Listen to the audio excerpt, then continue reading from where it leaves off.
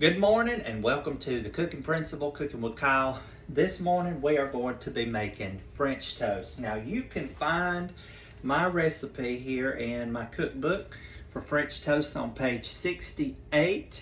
Let's get started. Now first thing I'm going to do is in a pretty large skillet, I'm going to put 3/4 of a stick of butter in there and we're going to melt that down. I'm going to put it on about medium while we put everything else together. All right, I'm gonna start with 2 eggs. We're gonna get those here in this bowl. Make sure they're good and mixed up. And then to that, we're going to add a 1/2 cup of whole milk here.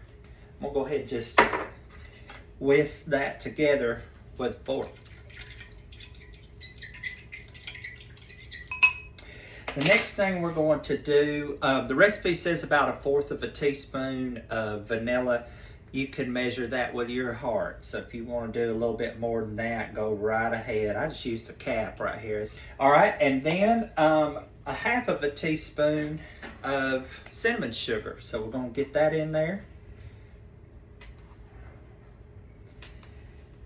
And y'all, that's it. Easy, easy little mixture. We're going to mix it again.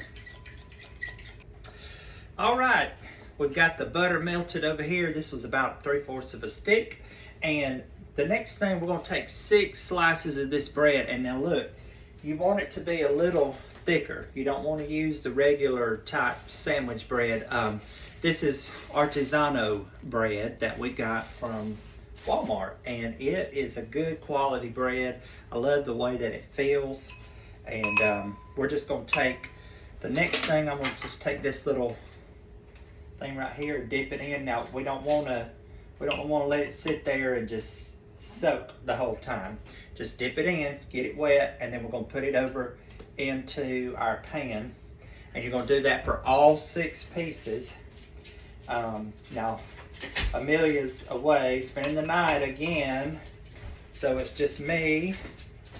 I'm going to pick her up at the moment. Sorry, I look pretty rough. I just rolled up out of the bed. And April and Corbin. So we're going to each have 2 pieces together. I love you. Be careful. I love him and y'all love him. Okay, now I've turned these over and I may turn them over again. This eye is a little smaller, so it may take me about 5 to 6 minutes on each side. You get it as brown as you want it. This recipe is so easy. And then when we come back, we'll put it all together and